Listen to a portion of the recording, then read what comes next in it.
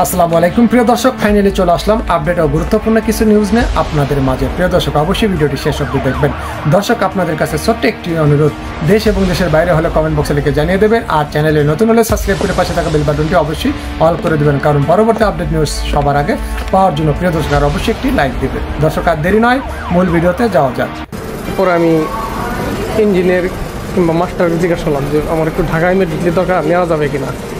বলে নেওয়া যাবে, আসেন।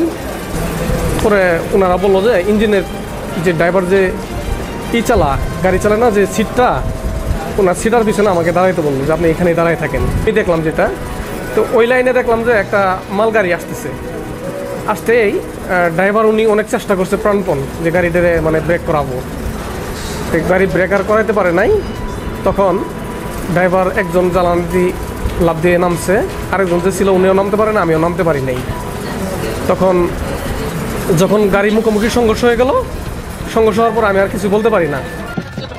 আপনারা সরায় নাই, ট্রেন ব্যবস্থা, যোগাযোগ ব্যবস্থা দ্রুত যাতে ঠিক করে রাখা হয়, এই জন্য আমরা কাজ করছি। যার উসিলায় সৃষ্টি জগৎ নাইরে যাহার ক্ষণ। অনেকে কইতে পারেন আপনার হইলটা কি, এত গদ গদ ভক্তি কেন আজকা? ভাই, কেন ভক্তি আসবে না বলেন? হাসিনার কত বক্তিমা শুনি, আজ সেই বক্তিমার ব্যবচ্ছেদ করি, তখন দেখি এমন একটা ফুলটস বল দিছে, এক বলে 6টা ছক্কা মারা যাবে। খোদা তালার অপার মহিমা ছাড়া এমন ভালসুন প্রতিপক্ষ পাওয়া যায় না। এখন আবার জিগায়েন না এটা ভালসুন মানে কি, খবর পারুন না। ভালসুন মানে ভালসুন। এই ভিডিও শেষ হইলে বুঝবেন কেন হাসিনা ভালসুন আর ভালসুন মানে কি। তো আইসকা কি নিয়া কাঁঠাল রানীর জয় বাংলা করা হবে, এইটা একটা গুরুত্বপূর্ণ প্রশ্ন। হাসিনা গত 20 বছর যাবৎ কইতেছে না যে গ্যাস দিতে চাই না, এই জন্য 2001 সালের নির্বাচনে জিততে পারি নাই। খালেদা জিয়া গ্যাস বেচার মুসলেকা দিয়া ক্ষমতায় আসছে, কইছে না, মনে আছে না? আইসকা আমরা এই বক্তিমা দিয়া কাঁঠাল রানীরে জয় বাংলা করে দেব। কেউ কেউ কইতে পারেন এগুলা কইরা কিছু হয়? জি হয়। কাঁঠাল রানী আমার ভিডিও দেখে, প্রমাণ দেব? দেই না? ওই যে সে কইতো না উন্নত দেশগুলা বিনা পয়সায় ভ্যাকসিন দিতে পারে নাই, আমরা দিছি। এখনকার বক্তিমাগুলো দেখেন, উন্নত বিশ্বে বিনা পয়সায় ভ্যাকসিন দেয় নাই, এই কথাটা কয় না। আমি বিনা পয়সায় ভ্যাকসিন দিছি সেটা কয়, কিন্তু উন্নত বিশ্বে বিনা পয়সায় ভ্যাকসিন দেয় নাই এইটা আর কয় না। তারপরে দেখেন নিজে বক্তিমা কমায় দিচ্ছে, কারণ আমি তো তার মুখের কথা মাটির পড়তে দেই না, তাই না?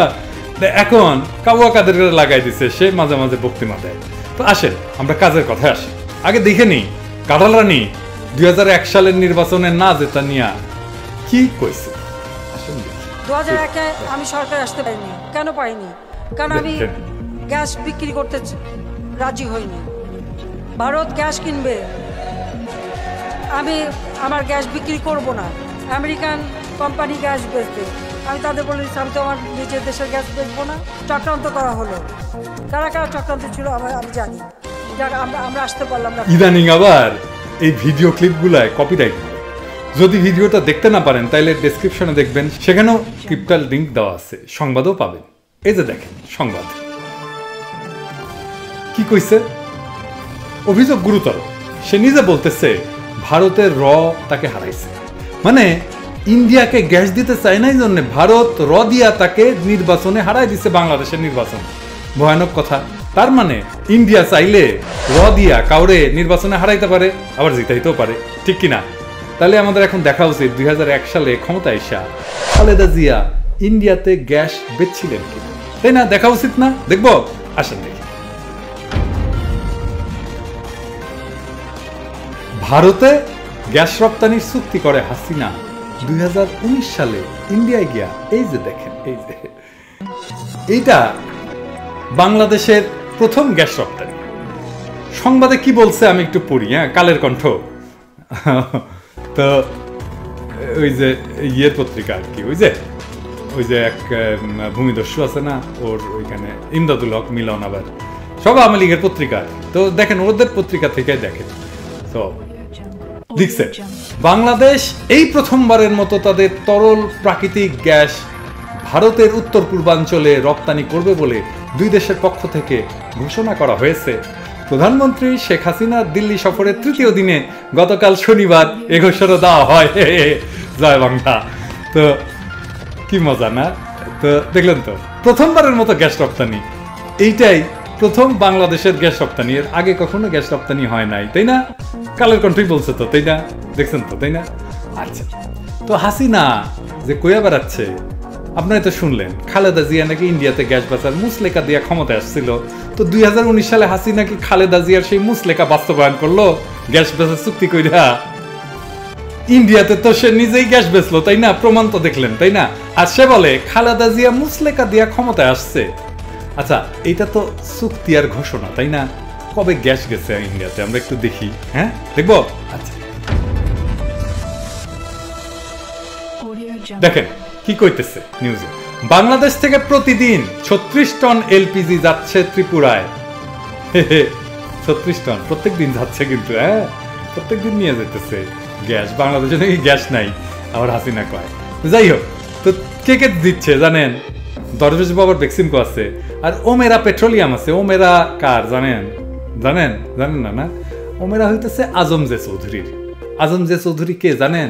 ও জানেন না? না, আরে দূর, বাংলাদেশের সব চোরবাটপারদের চেনা লাগবি না? ওই যে আজম জে চৌধুরী হচ্ছে 111 সরকারের সময় হাসিনার নামে চাঁদাবাজির মামলা করছিল।